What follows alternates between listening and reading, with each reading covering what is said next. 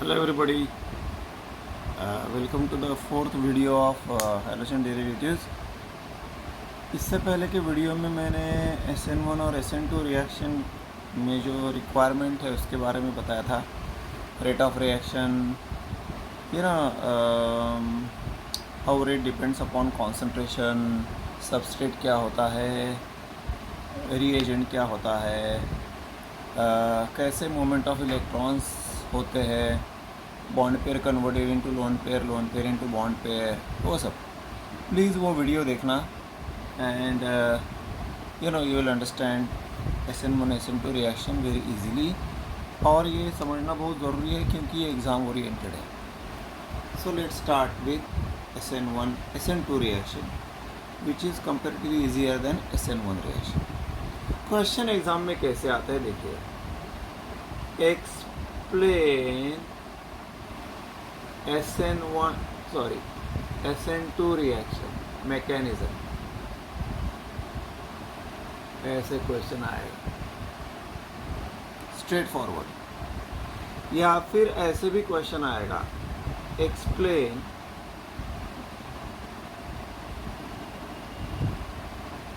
Mechanism of alkaline hydrolysis of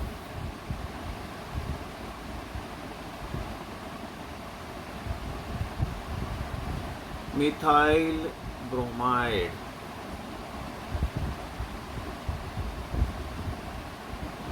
remember यहाँ पर methyl bromide important है, अल्काइल हैलाइड, क्योंकि अगर मिथाइल ब्रोमाइड की जगह टर्शरी ब्यूटाइल ब्रोमाइड आ गया तो ये ऑटोमेटिकली SN1 बन जाएगा. मिथाइल ब्रोमाइड है तो SN1, SN2 है, टर्शरी ब्यूटाइल ब्रोमाइड है तो SN1 है. उल्टा सुल्टा मत करना, ठीक है. ओके, दोनों में से एक क्वेश्चन आ सकता है SN2 SN1 में. SN2 methyl bromide, SN1 tertiary butyl bromide. Heading से स्टार्ट करना कोई भी आंसर. तो हमारा हेडिंग होगा SN1 मैकेनिज्म. सॉरी, अगेन मैं क्यों मिस्टेक कर रहा हूँ. SN2 मैकेनिज्म, या फिर आप लिख सकते हैं mechanism of alkaline hydrolysis of methyl bromide into bracket SN2 mechanism, ऐसा भी लिख सकते हैं. फोक्स, हमेशा हेडिंग से स्टार्ट करना आंसर. एग्जामिनर का काम आप हल्का कर रहे हो जिससे कि आपको मार्क्स ज़्यादा बटोरे जा सकते हैं. Anyway, so this is beginning. कैसे लिखना है, पहला पॉइंट ये होगा, आपको नोट्स में प्रोवाइड करने वाला हूँ. Consider the reaction of alkaline hydrolysis of methyl bromide. पहला पॉइंट ये होगा, consider reaction of alkaline hydrolysis of methyl bromide. Reaction कैसे लिखेंगे आप, it is like this, CH3Br plus NaOH भी लिख सकते हैं, KOH भी लिख सकते हैं, एंड यू विल गेट, आपको ये रिएक्शन हमने किया हुआ है, CH3OH plus NaBr, aqueous salt है ना, पानी में डिजॉल्व हो जाता है एक्वियस. ये आप, इससे आपकी शुरुआत होनी चाहिए इस क्वेश्चन के आंसर की, अदरवाइज सब meaningless. Anyway, methyl bromide, methyl alcohol, okay, वो भी लिख देते हैं, methyl bromide, methyl alcohol.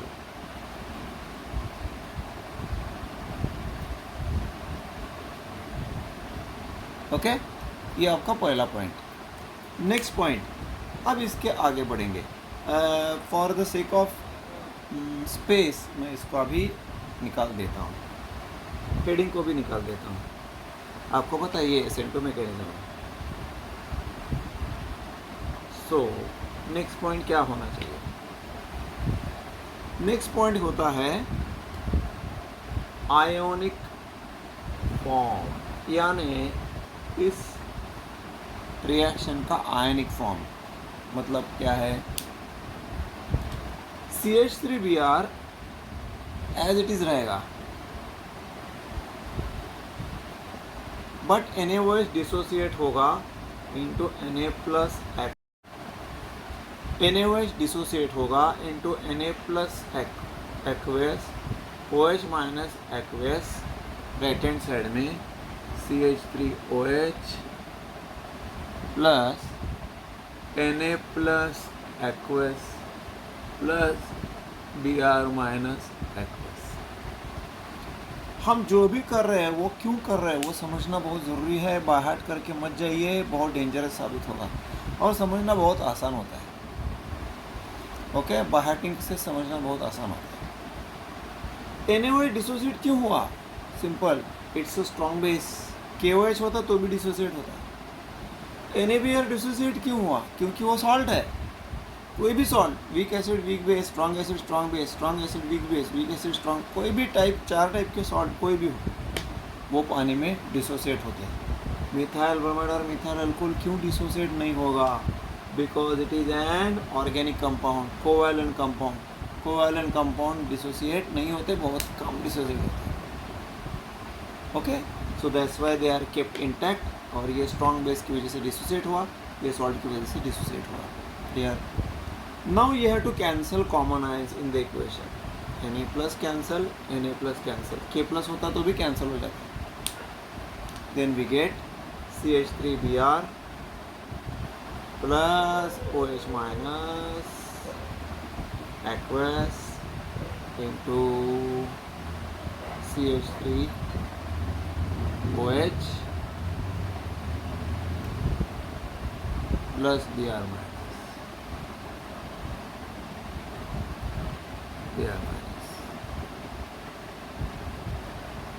Right?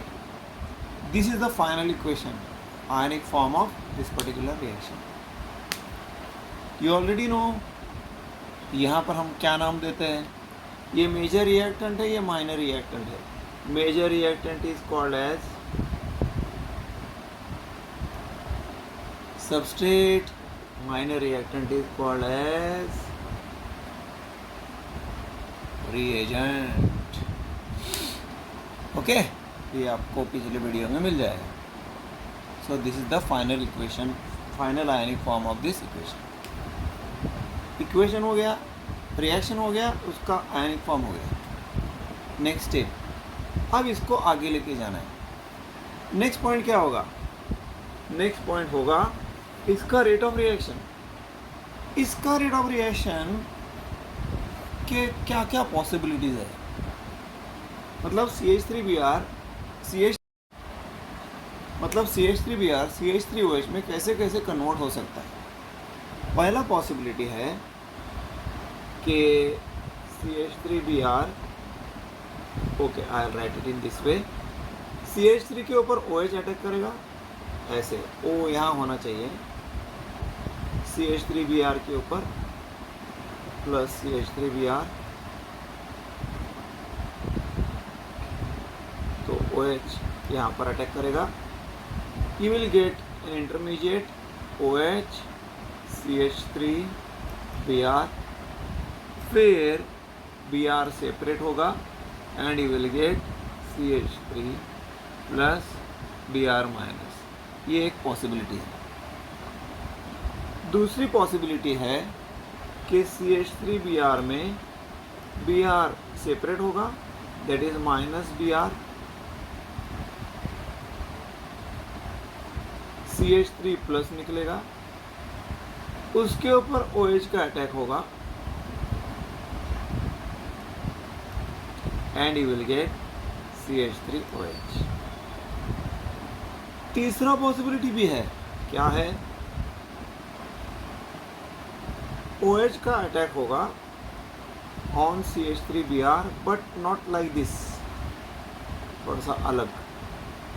पहले CH3Br धीरे धीरे ब्रेक होगा, Br will start breaking slowly, then OH will come, okay, OH will come, और ऐसे, मतलब ये ब्रेक होना शुरू हो जाएगा और ये अटैक होना शुरू हो जाएगा। यहाँ ऐसा नहीं है, ओके, तो अब मैं इन दोनों में आपको फ़र्क समझाता हूँ. I will explain you the difference between these two. Then what will happen, यहाँ पर OH CH3 plus Br minus ऐसे होगा. अब बोलेंगे इन दोनों में क्या फ़र्क है? बहुत फ़र्क है. यहाँ क्या हुआ, CH3Br कार्बन और ब्रोमीन का बॉन्ड ब्रेक भी नहीं हुआ और कार्बन OH का बॉन्ड फॉर्म भी हो गया. तो कार्बन का वैलेंसी कितना हुआ?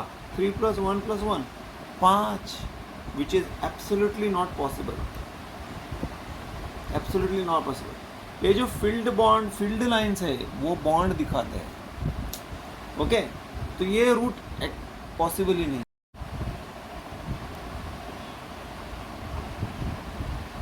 इसमें क्या फ़र्क है?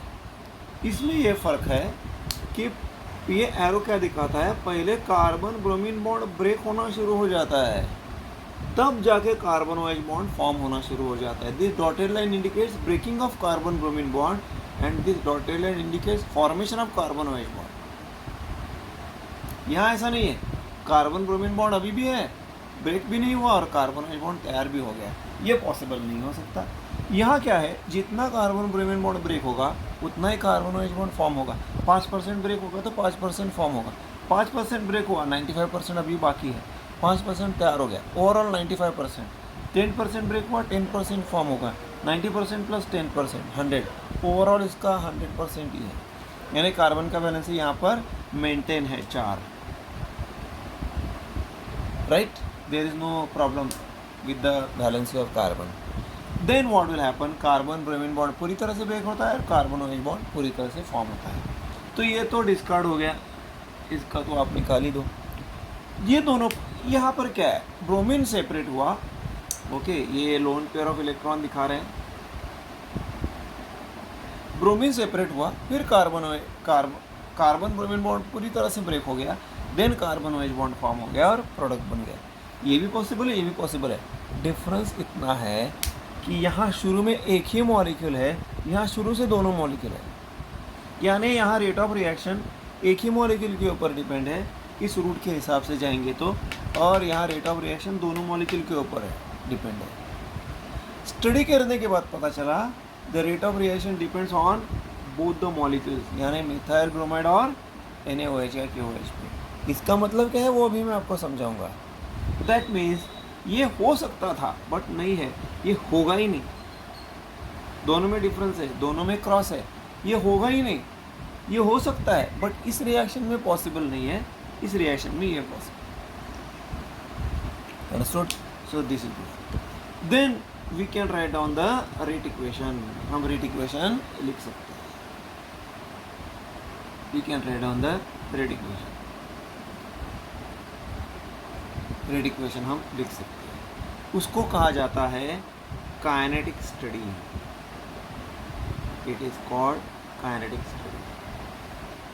What does that mean? It is study of rate of reaction. The rate of reaction of this, the rate study of this reaction suggests that the rate of reaction depends on the rate study of this reaction suggests that the rate of this reaction depends on concentration of both the molecules. यानी substrate के ऊपर भी है और OH minus यानी reagent के ऊपर भी है.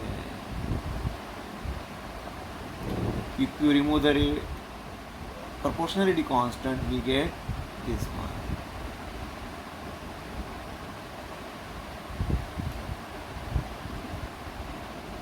What do you mean by this equation? इसका मतलब ये है कि अगर हमने rate of reaction depends on concentration of both the molecule का मतलब ये है, अगर मैंने मिथाइल ब्रोमाइड, सपोज ये 1 मोल है और ये 1 मोल है, अगर मैंने 1 मोल की जगह 2 मोल लिया तो रेट बढ़ेगा क्योंकि कॉन्सेंट्रेशन बढ़ा. अगर मैंने NaOH 1 मोल की जगह 2 मोल लिया तो रेट बढ़ेगा. अगर दोनों को 1 में डबल किया, 1 मोल दोनों का 2 मोल किया तो रेट मल्टीफोल्ड होगा. इसका अगर कॉन्सेंट्रेशन में डिक्रीज करता हूँ तो रेट डिक्रीज होगा, इसका कॉन्सेंट्रेशन में डिक्रीज करता हूँ तो रेट डिक्रीज होगा. That is the meaning of this. यानी रेट ऑफ रिएक्शन दोनों के कॉन्सेंट्रेशन के कम ज़्यादा होने से अफेक्ट होता है. ऐसा हर एक रिएक्शन में होना ज़रूरी नहीं है. ऐसा हर रिएक्शन में होना ज़रूरी, बट इस रिएक्शन में होता है. That is the meaning of this radiation. That is why यहाँ rate of reaction depends on concentration of both the molecule. That's why it is called as SN2 mechanism, where S means substitution, N means nucleophilic substitution, and 2 means bimolecular, or it is also called second order reaction.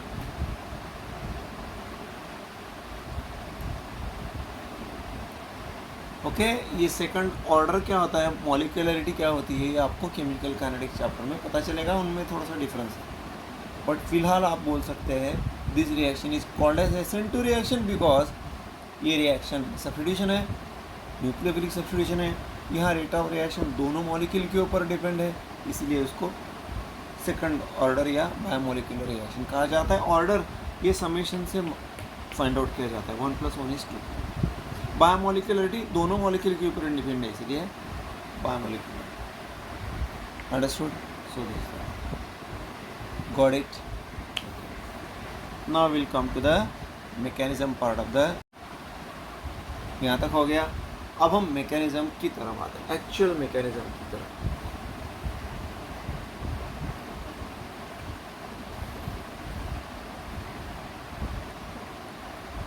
इस mechanism को एक नाम दिया जाता है. That also will see the reason behind it. What is the actual mechanism? अब आपको ये मैकेनिज्म मिथाइल ब्रोमाइड और मिथाइल ब्रोमाइड खास करके उसको अलग तरीके से बताना दिखाना पड़ेगा. How? It is like this.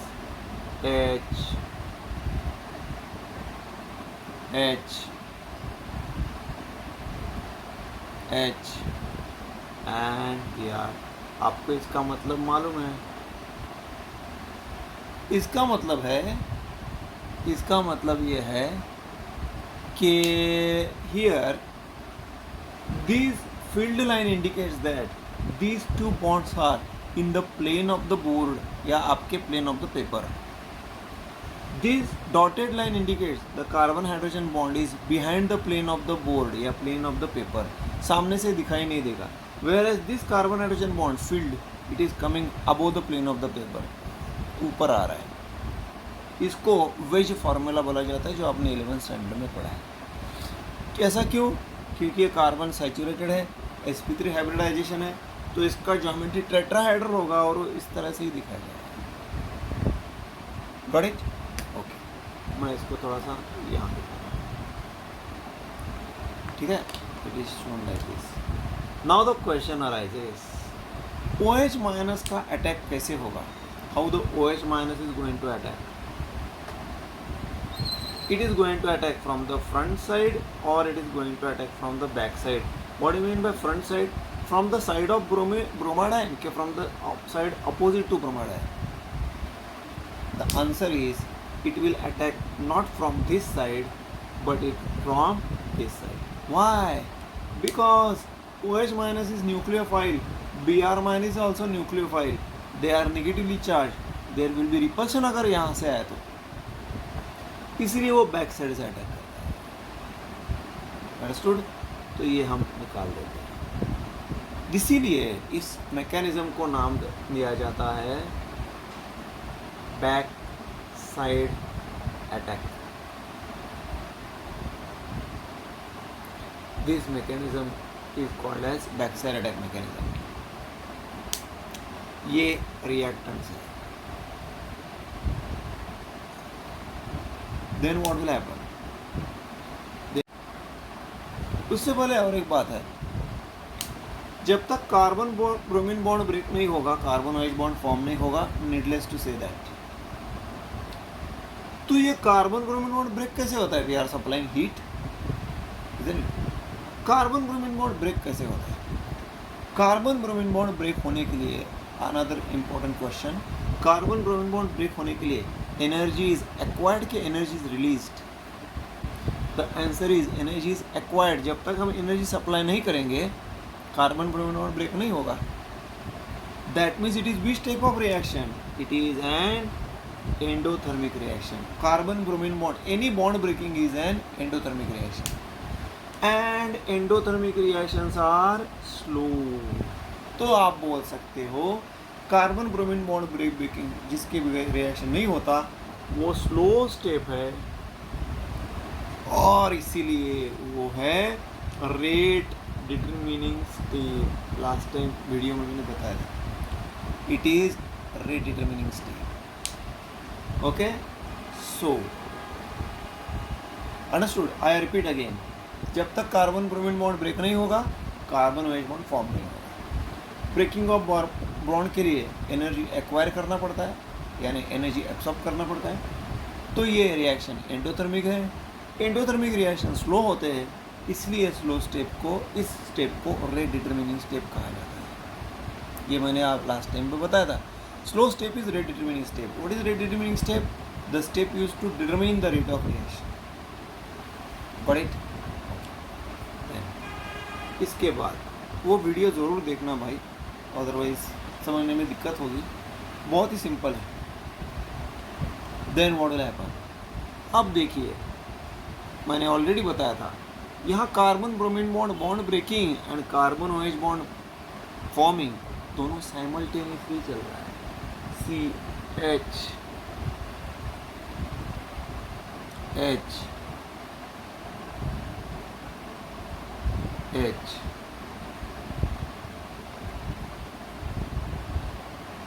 Br HO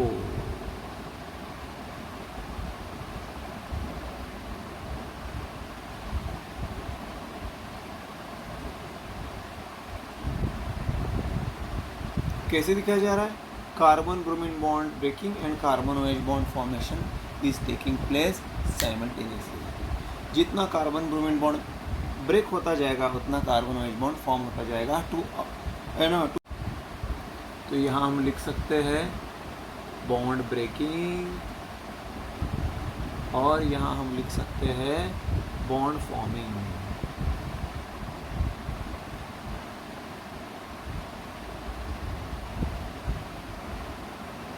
Bond forming, bond breaking. This is taking place simultaneously. Such stage is called as transition state.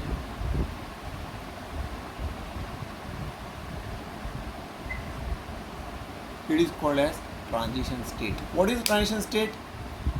Product बनने से पहले जो स्टेज होता है रिएक्टेंट प्रोडक्ट बनने से पहले जिस स्टेज से गुजरता है उसे ट्रांजिशन स्टेट का है। Transition, change.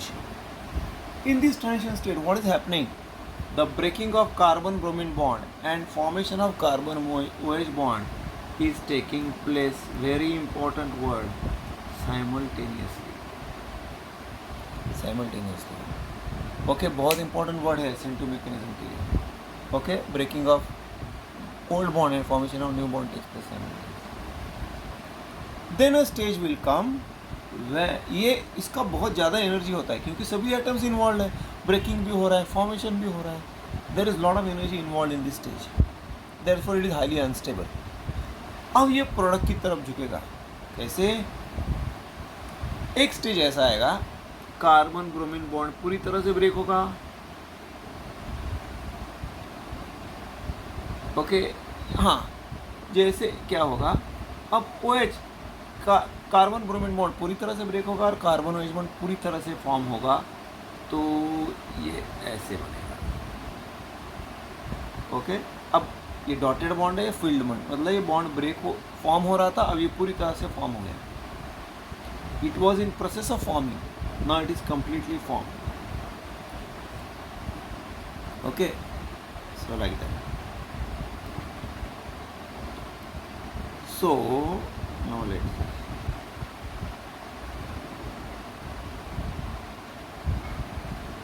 तो हम ऐसा लिख सकते, ये क्या होगा फिर? OH यहाँ आने की वजह से ये कार्बन हाइड्रोजन बॉन्ड दूसरी तरफ फेंका गया है ऐसे, और फिर ये ऐसे हो गया, ये ऐसे। now. H काइंड ऑफ इसका मिरर इमेज मिल गया and we are a stage is reached when carbon bromine bond breaking and carbon OH bond formation takes place simultaneously. It is a high energy state, isn't it? It is intermediate between reactants and products. फिर एक extra stage आएगा, whatever, third point, fourth point. Then carbon bromine bond breaks completely and carbon OH bond forms completely and the reaction completes. ये आपको लिखना है. It is what high energy stage ये भी लिखना है. Got it? Now the last point of this SN2 mechanism or any mechanism is called energy profile diagram. अब ये चीज़ क्या है भाई? एनर्जी प्रोफाइल डायग्राम क्या होता है? एनर्जी प्रोफाइल डायग्राम क्या है? Let me explain. इसी रिएक्शन को आपको ग्राफिकली रिप्रेजेंट करना है क्योंकि यहाँ एनर्जी इवॉल्व होता है. अब सब so many things are there. Energy कम है, एनर्जी बहुत ज़्यादा है, एनर्जी कम है, लाइक दैट. ओके, तो to understand energy profile diagram I have to give one very interesting day to day example. Okay, मैं आपको एक डे टू डे एग्जाम्पल से आपको आपके सामने रखता हूँ. कोई भी ऑब्जेक्ट लीजिए, मैं स्केच पेन लेता हूँ. I am giving force to it. ऐसा उड़ गया हवा में.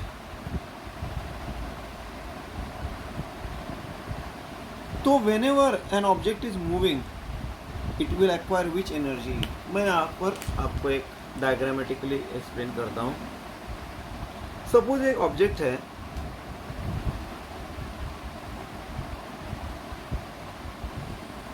हमने उसको अगर एनर्जी दिया, ये ऑब्जेक्ट है, उसको एनर्जी दिया, और सपोज उसको हवा में फेंका, तो it will acquire energy.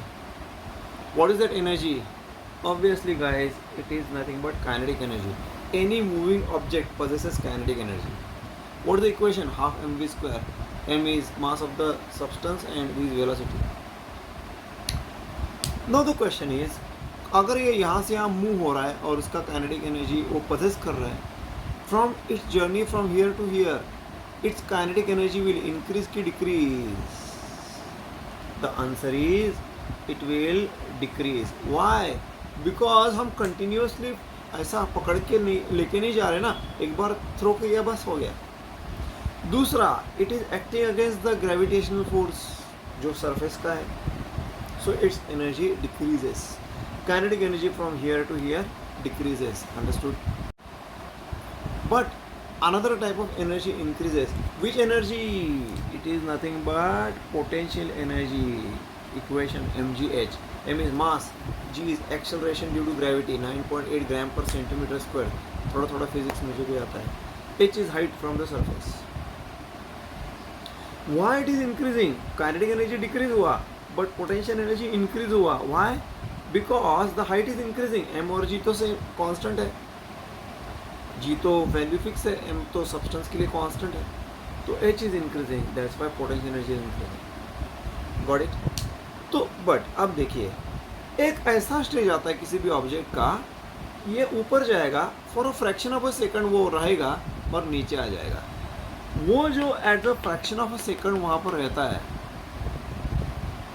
Eight this stage, what is kinetic energy?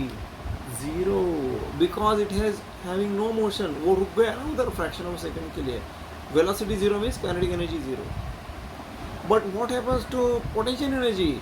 It is maximum. Why? Because height is maximum. So physics के लैंग्वेज में इसको कहा जाता है, at this position all kinetic energy is converted into potential energy. समझे? Okay, यहाँ तक clear है. अब the object starts falling down, maximum potential energy इसका आ गया. Now the object starts falling down. एक स्टेज ऐसा आएगा, it will fall on the ground. वो ग्राउंड के ऊपर गिर जाएगा, गिरना ही है. What is kinetic energy? तो होने का कोई सवाल ही नहीं. What is potential energy? At this stage the potential energy is 0 because height is 0.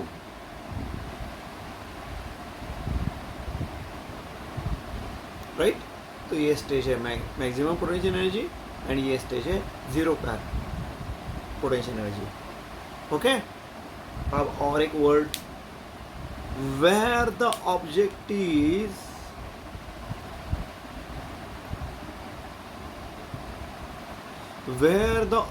Is going to be more stable.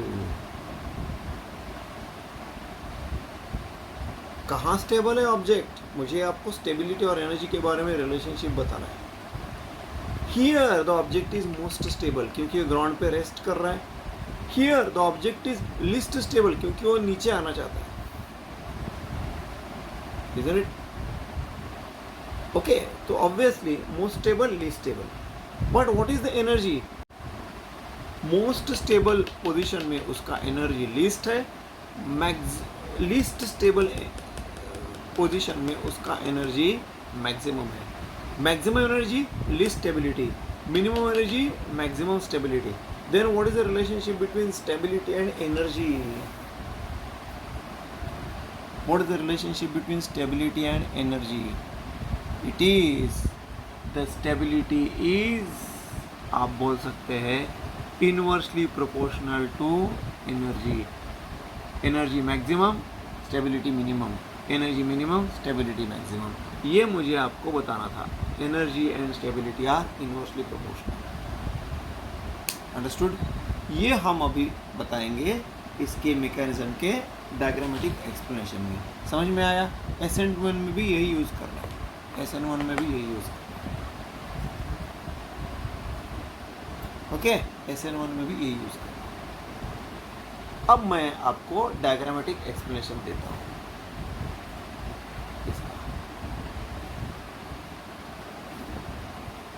उस डायग्रामेटिक एक्सप्लेनेशन को नाम दिया जाता है एनर्जी प्रोफाइल डायग्राम.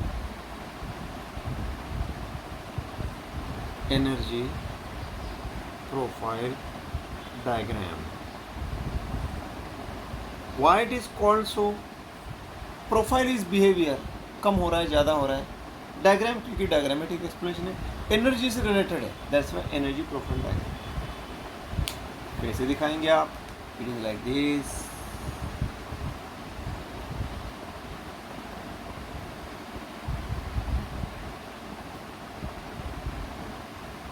ये एक्स वाई कोऑर्डिनेट्स क्या दिखाते हैं? ये तो ऑब्वियसली पोटेंशियल एनर्जी दिखा रहा है, और ये दिखा रहा है what you can say reaction coordinates. अब ये क्या चीज़ है भाई? रिएक्शन कोऑर्डिनेट्स क्या दिखा रहा है? ये दिखा रहा है कि how the reaction is progressing, मतलब एनर्जी डिक्रीज हो रहा है, इंक्रीज हो रहा है, कैसे. Okay, behaviour, you know, the time required at different time, what is the energy? Increase हो रहा है, 5 मिनट में क्या हो रहा है? एनर्जी डिक्रीज हो रहा है, इंक्रीज हो रहा है. 10 मिनट में क्या हो रहा है? डिक्रीज हो रहा है, इंक्रीज हो रहा है. उसको कहते हैं रिएक्शन कोऑर्डिनेट और progress of reaction with respect to time of course. तो हम अभी डायग्राम ड्रॉ करेंगे. इनिशियली पोटेंशियल एनर्जी इसका क्या रहेगा? CH3Br and OH minus. ये होगा आपका रिएक्टेंट. ये आपका रिएक्टेंट है. जैसे हमने रिएक्शन को स्टार्ट किया, द एनर्जी विल इंक्रीज क्योंकि हम हीट वगैरह कर रहे हैं. The reaction will go up, energy बढ़ गया. एक स्टेज ऐसा आएगा, इसको हम ट्रांजिशन स्टेट नाम दे सकते हैं. ऊपर ट्रांजिशन स्टेट, ट्रांजिशन स्टेट. तो यहाँ आप कैसे दिखाएंगे? You will show it like this. H CH3Br minus plus.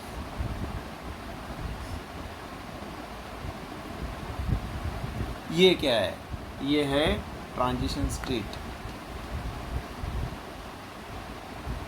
Transition state. What does this show? This shows that जितना कार्बन ब्रोमीन बॉन्ड ब्रेक हुआ है उतना ही कार्बन OH बॉन्ड फॉर्म हो रहा है. 50% ब्रेक हुआ है, 50% फॉर्म हो गया.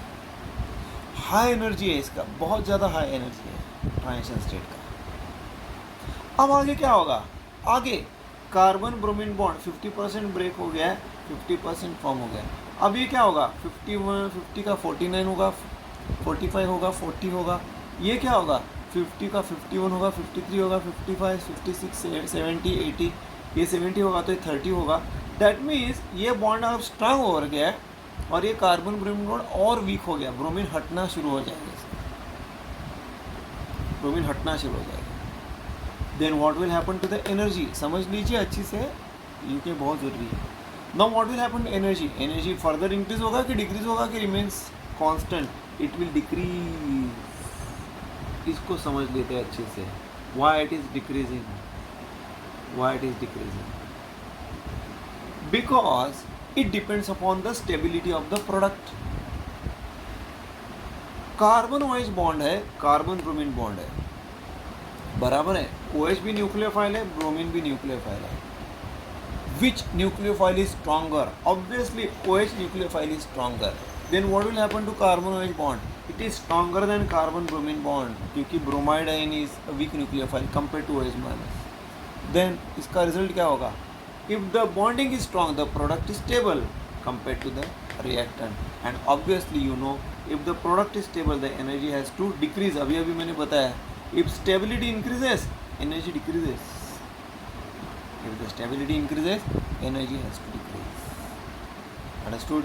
तो यहाँ पर आएगा ये, फिर यहाँ पर आपको मिलेगा CH3OH plus Br minus, and यहाँ पर आप बोल सकते हैं this is energy profile diagram of this particular mechanism. Energy, कुछ तो एनर्जी है सब्सटेंस का, इट विल इंक्रीज. एक स्टेज ऐसा आएगा, carbon bromine bond breaking, carbon OH bond 50-50 form और 50-40 फॉर्म होगा, 50% ब्रेक होगा. Okay, then energy will decrease क्योंकि स्टेबिलिटी इंक्रीजेस, क्योंकि methyl alcohol is more stable, carbon OH bond is more stable than carbon bromine bond. तो इन stability increase होगा तो energy decrease होगा. ओके, देन तो हमने ग्राफिकली दिखा दिया है. यहाँ और दो टर्म्स हैं जो आपको समझना ज़रूरी है, एंड दे आर दिस. इसे कहा जाता है energy of activation. It is called as energy of activation. What do you mean by that?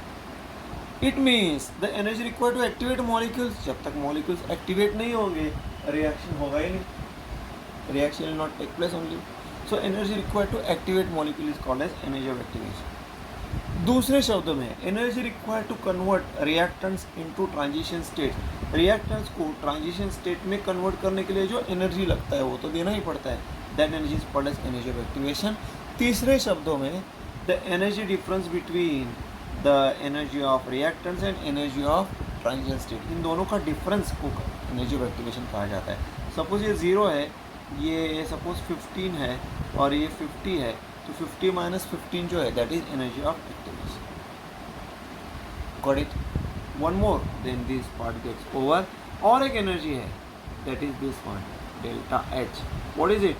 It is delta H is delta H. Last year आपने केमिकल इक्विलिब्रियम में पढ़ा है. It is heat of product minus heat of reactant. Suppose ये reactant है, ये product है, इसका energy कितना होगा? सपोज आप बोल सकते हैं 10 है, तो 10 माइनस 15 प्रोडक्ट माइनस रिएक्टेंट. हाँ, product minus reactant, 10 minus 15 what is -5. तो आप बोल सकते हैं निगेटिव है. निगेटिव है मतलब एक्सोथर्मिक रिएक्शन है. Why? Because product is more stable then reactant. जब फाइनली प्रोडक्ट मोर स्टेबल होता है रिएक्टेंट से, then the reaction is exothermic. यहाँ नो डाउट एंडोथर्मिक है, बट ओवरऑल एनर्जी अगर कैलकुलेट करेंगे, in this reaction overall the energy is evolve. Because finally the product is more stable than reactant. तो overall हम बोल सकते हैं एनर्जी इवॉल्व है। यहाँ इंक्रीज, यहाँ एंडोथर्मिक है, बाद में यहाँ एक्सोथर्मिक है, बट ओवरऑल देखेंगे तो ये रिएक्शन एक्सोथर्मिक है। Got it? So this is energy profile diagram. This completes your answer of SN2 mechanism. Start करते हैं, कहाँ से स्टार्ट किया था? रिएक्शन से, फिर आयनिक फॉर्म से, फिर रेट इक्वेशन से, फिर मैकेनिज्म से। इसका explanation 1 2 3 4 5 points and energy profile diagram. Energy profile diagram में स्टेबिलिटी और एनर्जी कैसे एक दूसरे के ऊपर इन्वर्सली डिपेंडेंट है वो मैंने काइनेटिक एनर्जी और पोटेंशियल एनर्जी के एग्जांपल से बताया। एनर्जी प्रोफाइल डायग्राम, इसको 1 मार्क है, स्पेलिंग को नहीं, डायग्राम को। So it is okay. So this is same to same आपको SN1 में यूज़ करना है और कुछ नहीं। सेम टू सेम आपको SN1 में यूज़ करना है। हाँ, यहाँ पर एक पॉइंट आएगा जिसको कहा जाएगा स्टीरियोकेमिस्ट्री ऑफ SN2 मैकेनिज्म। यहाँ मैं ये सब होने के बाद आप एक स्टेटमेंट लिख सकते हैं, SN2 रिएक्शन प्रोसीड्स विथ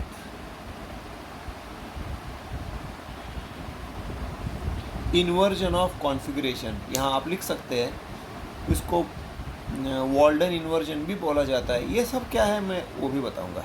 तो ये बोल सकते हैं कि SN2 reaction proceeds with inversion of configuration. ये इन्वर्जन क्या है, कॉन्फ़िगरेशन क्या है, वॉल्डन क्या है, I will let you know, don't worry. So this is your as far as the 4 mark question is concern, answer of SN2 mechanism of alkaline hydrolysis of methyl bromide. Clear? Thank you guys. See you in the next video.